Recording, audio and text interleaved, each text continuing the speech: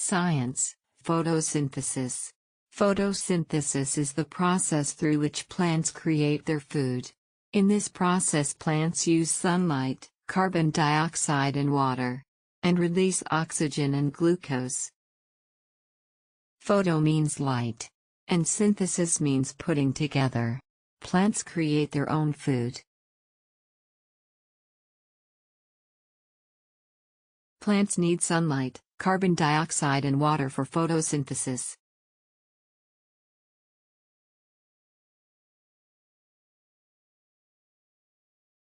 The process of photosynthesis.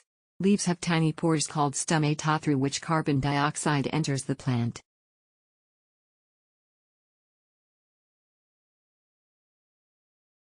Lesson summary. Photosynthesis is the process through which plants create their food.